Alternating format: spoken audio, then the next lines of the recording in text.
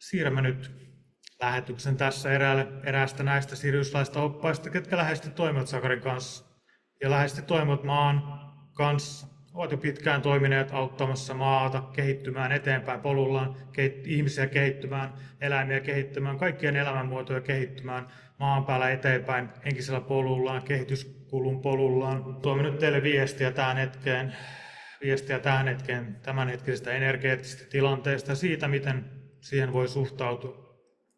Iltaa, rakkaat valotyöntekijät. Minä, joka nyt tuon Sakarin kautta viesti, edustan todellakin Siriuslaista 12 kollektiivia, erästä niistä kollektiivista, jotka toimivat läheisesti ihmisten kanssa.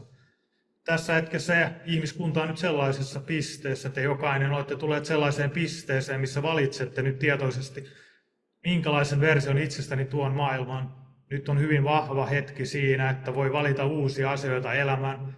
Tämän vuoden energia tukee sitä. Tämä tulihevosen vuoden energia tukee sitä kiinalaisessa astrologiassa. Sitä kuvataan näin. Tämä energia on sellainen, että kun te astutte sen hevosen selkään, kun te hyppäätte sen hevosen selkään, tai kun te pienellä askeleella päätätte nousta sen hevosen selkään, se kantaa teitä ja teidän arvokkaita asioita mukanaan. Sillä tavalla, että vain se, mikä luonnollisesti tuntuu olevan tai luonnollisesti pysyy mukananne, se mikä ei paina liikaa, se jos pystytte pudottamaan turhat painot pois, ne mitkä ovat joskus ehkä olleet tärkeitä teille, mutta nyt saattavat tuntua siltä, että enhän minä tarvitse enää tätä.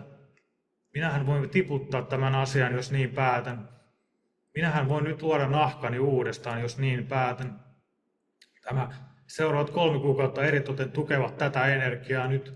Ja jos pystytte siinä olemaan, siinä tietoisuudessa, siinä tietoisessa valinnassa, että joka päivä minulla on mahdollisuus valita se versio itsestäni, jonka olen jo pitkään nähnyt sisälläni olevan olemassa, niin tämä vuosi todellakin nyt vihdoin tukee sitä, että se voi tulla tänne maan päälle kaikki ne kantamuksineen, kaikki ne arvokkaine asioineen, sillä tavalla, että ne pysyvät selässänne ilman liikaa painoa, ilman liikaa vaivaa. Mutta se voi nyt tarkoittaa sitä, että teidän pitää tietoisesti katsoa asioita elämässänne. Onko tämä enää minä? Onko tämä minä?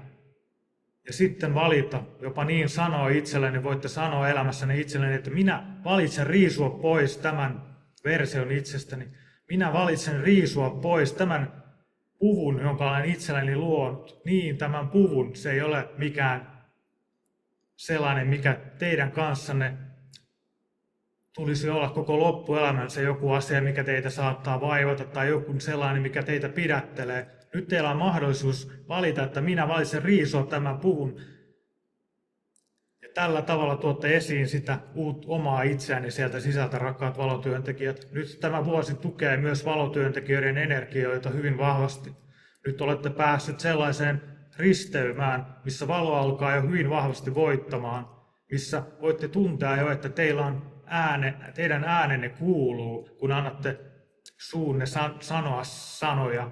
Että teidän äänenne kaikuu kyllä, kun löydätte sen hetken, missä tuntuu, että nyt minun pitää vain sanoa tämä asia ulos. Se energia, joka nyt tänne tulee, kannattelee sitä suurta muutosta. Mutta se vaatii myös tuhoamista, sen vanhan tuhoamista. Ei voida luoda uutta ilman, että vanhaa tuhotaan. Sen takia nyt näette nyt myös maailmassa suuria mullistuksia kollektiivitasolla. Siellä nyt tehdään isoja valintoja kollektiivin tasolla. Onko tämä se, mitä me edustamme ihmiskuntana?